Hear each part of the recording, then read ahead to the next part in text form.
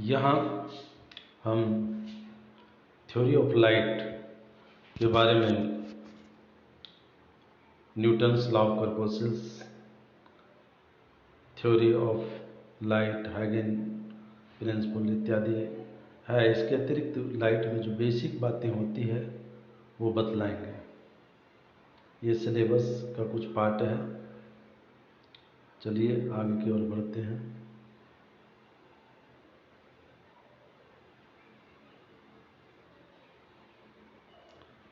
कॉर्पस्कल्स theory of light में है क्या? Light is a stream of weightless particles like corpuscles. Different colors of light are due to different size और corpuscles।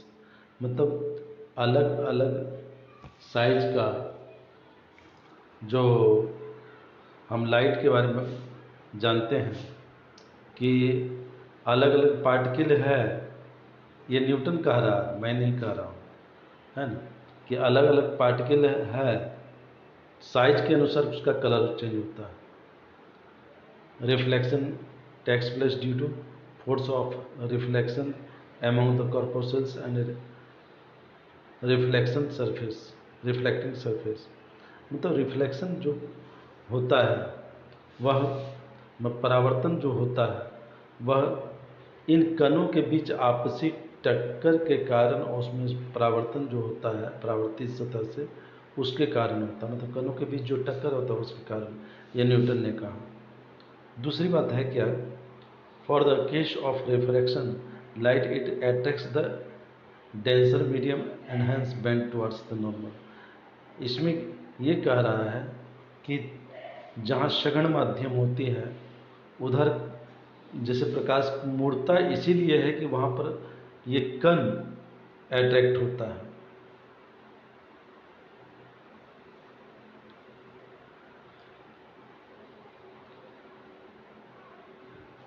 इसका speed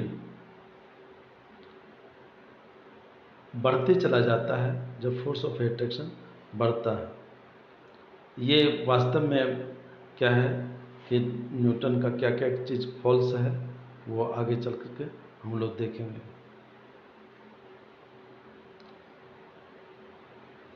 कि speed of light in rare medium is greater than in denser medium. Denser medium के अपेक्षा rare medium में, मतलब सघन माध्यम में प्रकाश का वेग जो है वह कम होता है, और रेयर माध्यम में, विरल माध्यम में प्रकाश का वेग अधिक होता है। दूसरा फॉल्स बात यह है, in the case of reflection repulsive force assume which in refraction attractive force assume. यहाँ पर थोड़ा ये बात कंट्राडिक्ट जैसा न्यूटन ने कहा है कि रिपल्सिव फोर्स और अट्रैक्टिव फोर्स, रिफ्लेक्शन में रिपल्सिव फोर्स होता है, प्रतिक्रियात्मक बल होता है, और इसमें आकर्षण बल होता है, ये कहा है। अब दूसरा पार्ट लेते हैं।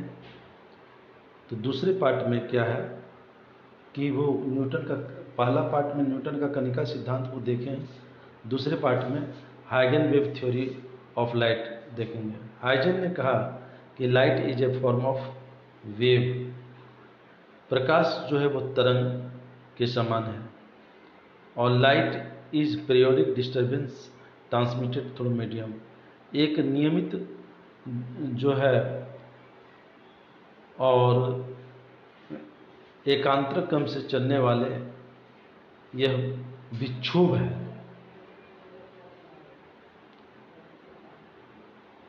कहता the existence of ether whole universe ether CH2O CH2, ये या CH3O CH3 होगा, है ना। तो ये, चूँकि माध्यम की आवश्यकता होती है, हाइगन ने कहा प्रकाश को चलने के लिए, तो इसीलिए पूरे माध्यम में इन्होंने क्या किया कि एक ये ईथर कण की मौजूदगी के बारे में कहा कि ईथर कण संपूर्ण ब्रह्मांड में व्याप्त है। इसके अनुसार और इसकी प्रॉपर्टी क्या है ईथर कण की कि यह बहुत ही ज़्यादा इलास्टिक होता है। दूसरी बात है कि light mechanical longitude wave just like sound, जैसे साउंड के गमन करता है उसी तरह से प्रकाश गमन करता है, ये हाइजन ने कहा। अब हाइजन का जो फॉल्स है, हाइजन का जो फॉल्स है वो हम लोग देखेंगे कि लाइट वास्तव में क्या, फ्रेनर ने कहा कि वो ट्रांसवर्स है। अच्छा, जब माइकलसन मोर्ले एक्सपेरिमेंट किया था, एक मतलब दो वैज्ञानिक, एक माइकलसन था तो दूसरा मोर्ले था, दोनों ने संयुक्त रूप से यह देखा कि ईथर का कण जो है, ईथर का कण थ्योरी ऑफ रिलेटिविटी के आधार पर माध्यम में कहीं मौजूद नहीं है। ये फॉल्स स्टेटमेंट था हाइजन का।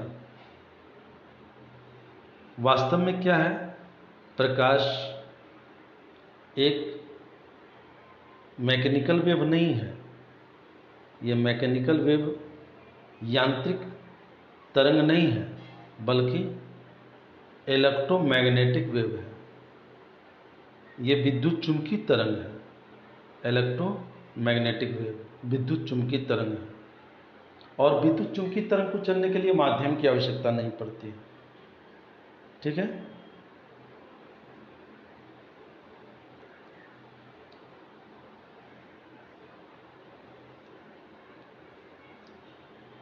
हाइजन साहब ने अब किस प्रकार से प्रकाश का प्रोपेगेशन होता, ट्रांसमिशन होता, उसके बारे में बतलाया कि locus of all particles of medium vibrating in the same phase at instant. मतलब ये कहा है कि जहाँ से प्रकाश चलती है और वहाँ से एक निश्चित दूरी पर हम लेते हैं तो देखते हैं कि प्रत्येक कण समान फेज में है, सेम फेज में है, मतलब समान कला में कंपित कर रहा है, ऐसा इन्होंने कहा।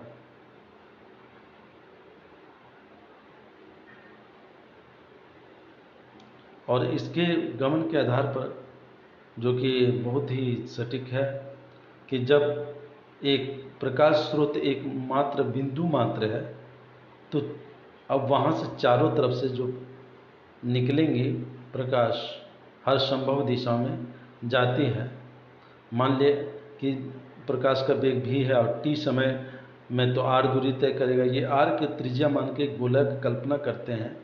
तो इस प्रकार जो बनता है वह एक गोलाकार आकार बनता है। तो गोला का सतह जो है वह स्फेरिकल है, तो इसीलिए इसका आकृति क्या है, ये वेव फ्रंट तरंगाग्र कैसा होगा, तो वो एक गोलाकार होगा, इन्होंने कहा।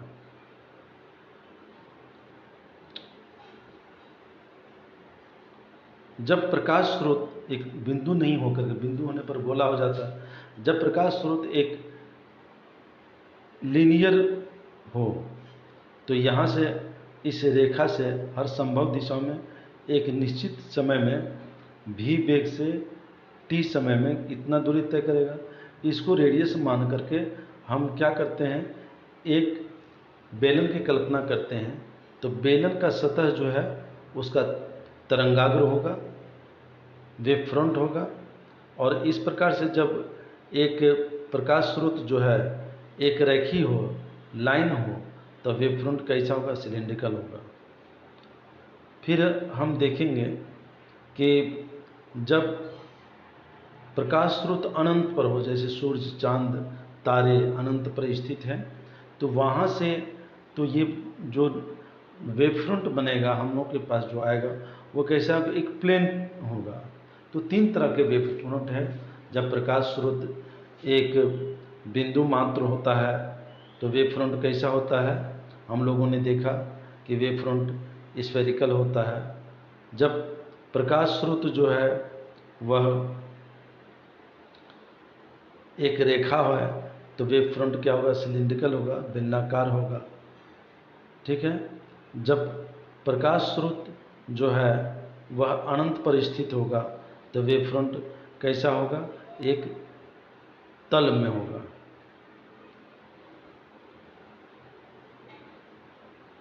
Thank you.